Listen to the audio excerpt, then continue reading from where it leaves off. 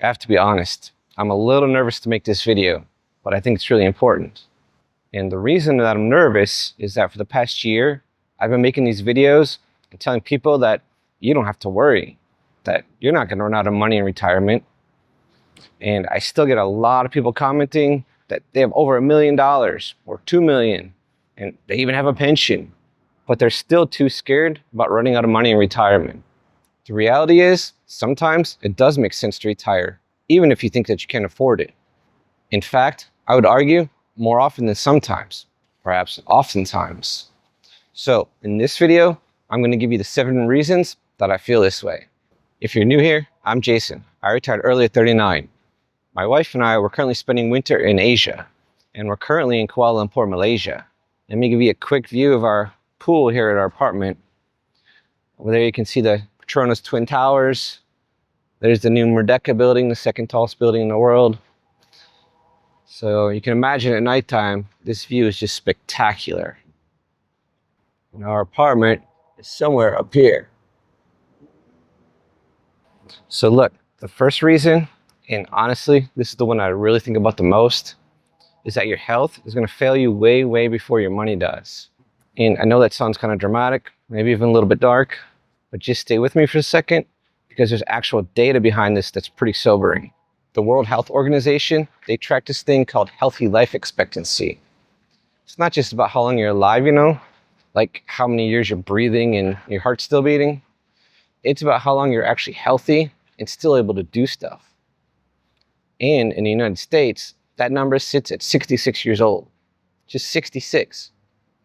I mean, think about that for a moment and really let that sink in.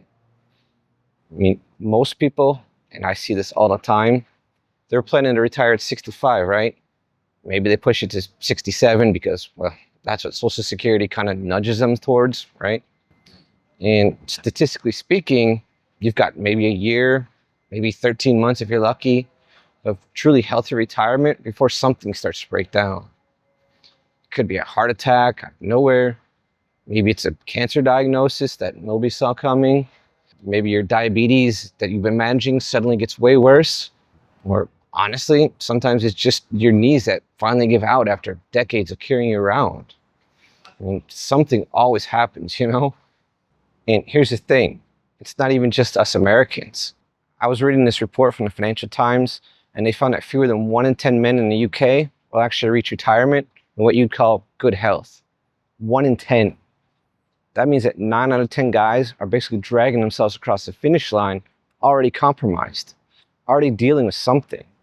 Could be that their back's messed up, that they're on medications, they can't do the things that they used to do. And I don't want that for you. I really genuinely don't want that to be your story. Because, I mean, what's the point, right? What's the actual point of having this fat 401k sitting there, all these numbers on the screen looking impressive, if you're just too sick or too tired or physically broken to actually use any of it? I mean, honestly, do you think Warren Buffett, with all of his $100 billion, wouldn't trade most of that fortune, well, probably a huge chunk of it, just to have the body and the energy and the vitality of a 62-year-old again? Of course he would. We all would if we're being honest with ourselves. But we can't buy that. You can't walk into a store and purchase youth and health back. It just doesn't work that way. So maybe the smarter play isn't to wait until some arbitrary age that someone else decided was retirement age. Maybe the smarter move is to actually use the health that you have right now, today, while you still have it, while your body still works the way that it's supposed to. Reason number 2, experiences compound just like interest does. Except you can't make up for lost ones. See, every financial advisor on the planet, well, just about every single one, will tell you to work 1 more year so your money can grow. Compound interest, right? That's the magic formula. Just let it sit, let it double, let it snowball over time. And yeah, that's real. I'm not saying that's not true. But what nobody talks about, and I mean nobody in the financial planning world really wants to address this, is that experiences, those compound too. And here's the kicker. Unlike money, you can't catch up later. You can't go back and reclaim them. They're just gone if you miss that window. Let me give you an example. Let's say that you retire at 62 and you finally have the time to learn how to sail. Something that you always wanted to do, but you never had the time because you're working 50, 60 hours a week. So you take lessons, you get out on the water, you start getting decent at it. Maybe you're not great, but you're good enough to enjoy it. And that leads to joining a sailing club because, well, now you want to be around other people who love this stuff too. Now you've got new friends, people that you actually connect with over this shared passion. That leads to weekend trips up the coast, exploring new harbors, seeing places that you've never seen before. And then maybe that leads to you teaching your grandkids how to tie knots and read the wind and understand the water.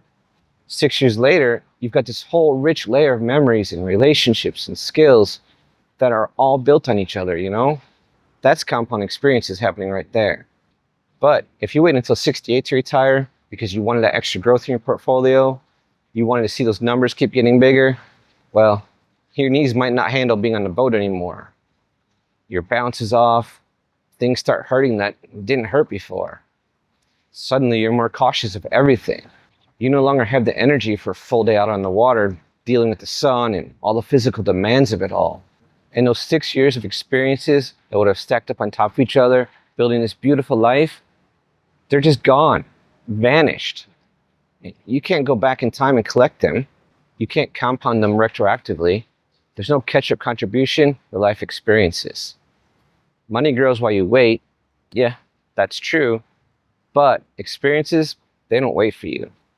They require you to be there, to be healthy, energized, present in the moment. And the earlier that you start collecting them, the more they build on each other, and the richer and more meaningful that your retirement actually becomes. See, it's like the snowball effect, but with life instead of dollars. So, sure, you might retire with a little bit less in the bank if you go early. The spreadsheet might show you smaller numbers, but you'll have something that you literally can't buy at any price. Time that actually turned into a life that you love living, not just a life that you're planning to live someday. Real quick, I went from trading my life away for a paycheck to living life on my own terms with $1 million and the world is my office by 39. If you want the same freedom, subscribe to this channel now. I break down the exact strategies that actually work and the brutal reality of what early retirement demands from you, because you need both to escape the trap and to actually stay free. All right, reason number 3, most people, they never actually spend the money that they saved. And I'm not just making this up or throwing out some theory here. BlackRock, the world's largest asset manager, the big guys managing trillions of dollars, they did this whole study called To Spend or Not to Spend. And then Michael Kitces, who's kind of the legend in financial planning circles, like the guy everyone respects, he did his own separate research on the same topic. And both of them completely independently came to the same conclusion. And honestly, when I saw this data, it kind of blew my mind. See, it turns out that about 17, maybe 18 years in retirement, so we're talking people who've been retired for almost 2 decades, roughly half of retirees still have 80% or more of what they started with. They didn't spend it. They just kept hoarding it, sitting on it, protecting it. And then they died with it, well, still in their accounts. And look, I get it. I really do. We've been conditioned our whole lives to save, save, save. Don't spend money. Be careful with every dollar. Be conservative with your finances. I mean, that message gets drilled into our heads from the time that we're kids all the way through our working years. It's like this constant drumbeat of, don't touch it, don't use it, keep it safe. But here's what nobody talks about. Here's the real cost to being too conservative. You give up years, actually years of your life. Years when you're still healthy, and you've got energy coursing through you, when you still have dreams and the physical ability to chase them. And you trade those precious years that you'll never get back for a pile of money that you're never going to touch. Money that's just going to sit there until you're gone and someone else inherits it.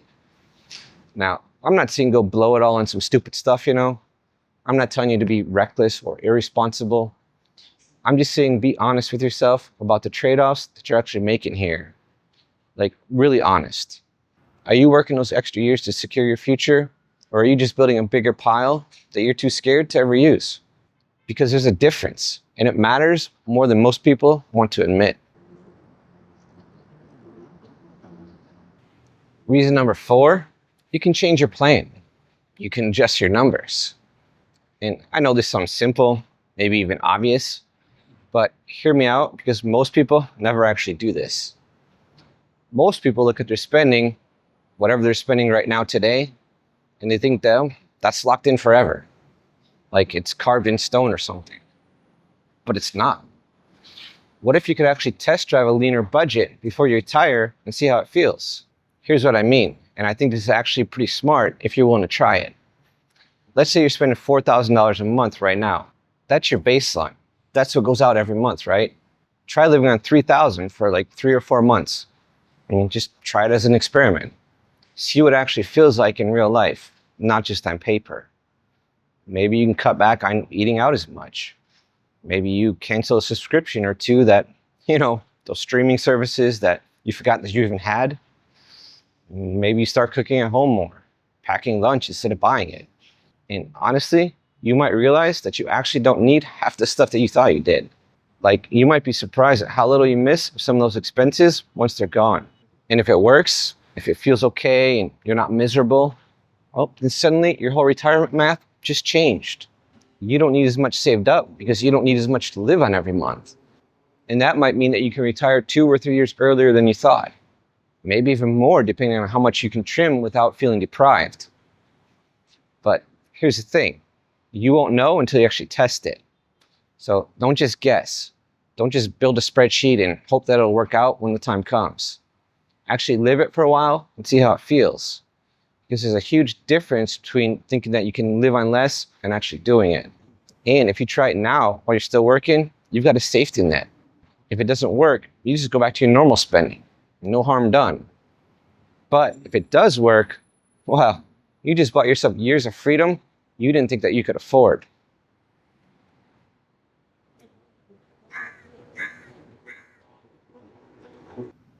Reason number 5, your identity and your purpose, they don't come from a paycheck. And honestly, I think this is one of the biggest psychological traps that keeps people working way longer than they actually should. It's like this invisible chain that nobody really wants to talk about.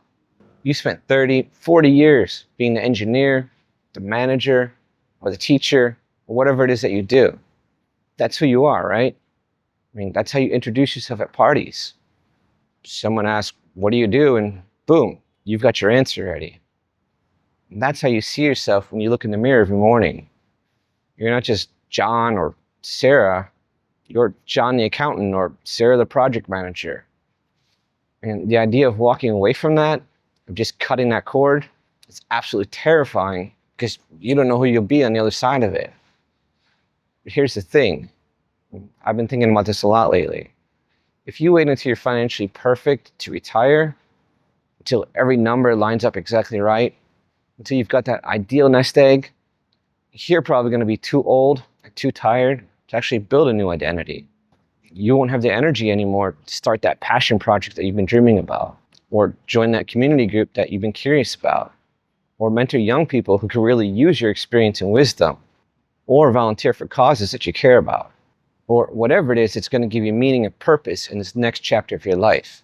Retiring earlier, even if the money's a little tight and you're not at that perfect number, gives you the time to figure out who you are when you're not working. And that process, it takes time, my friend. Real time. It takes energy and mental bandwidth. It takes trial and error. And you're going to try some things that don't work, and that's okay. You'll find what fits eventually. So the longer you wait to start that process, the harder it gets. It's like the window slowly closes. I mean, your energy drops, your willingness to try new things decreases, you get more set in your ways, and suddenly what could have been this exciting reinvention becomes a struggle to just fill your days with something meaningful. And that's not the retirement that anybody dreams about, So reason number 6 is relationships. You know what's more expensive than retiring early? Like way more expensive? Divorce. I'm completely serious about this. See, by the time that you spent decades raising kids, paying the mortgage, saving for retirement, just grinding it out day after day, A lot of marriages, they're hanging on by a thread. And I've seen this happen to people that I know, people I care about. You've drifted apart without even realizing that it was happening. It's like you're roommates more than partners at that point. You pass each other in the kitchen, maybe exchange some logistics about who's picking up groceries. But that connection, that spark that you used to have, it's just gone. And if you're sitting there thinking that you're not sure you have enough money to retire right now, imagine trying to do it with half your assets after a divorce. Half your savings, half your retirement accounts, paying for 2 households instead of 1. The math gets really ugly really fast. But if you retire sooner and you actually have that conversation with your spouse about what retirement looks like really looks like, not just some vague dream, what your hopes are, what you want to do together, where you want to go, how you want to spend your days, it can actually bring you both back together. Retiring early has been great for my wife and me. Retiring early and traveling together and spending actual quality time together, not just exhausted leftover time at the end of a long workday, it's made us even happier in our marriage. Wouldn't you agree? I do, 100%. And beyond your spouse, there's other relationships that matter too. Your kids, for one, actually being present and available when they need you, not just when your work schedule allows it. And your parents, while they're still here, and I say that because time with aging parents is limited, and you don't realize how limited it is until it's too late. Then you have old friends that you lost touch with over the years because you were always too busy, always had something else going on. See, retiring gives you time for those people, real time, not just squeezed in time. And that time, that genuine connection with the people who matter the most to you, it's worth more than any number sitting in your retirement account. Because at the end of the day, when you're looking back on your life, you're not going to remember your account balance. You're going to remember the people and the moments you shared with them. And reason number 7, you can always make more money, but you can never, ever make more time. Think about that for a second. We're adaptable creatures, right? We're resourceful. I mean, humans figure stuff out. That's just what we do.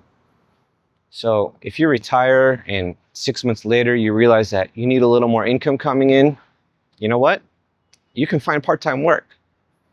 You can consult for your old industry, and people probably still value your experience. You can drive for Uber or DoorDash if you want something easy and flexible. Heck, you can even make YouTube videos. The point is, you can do something.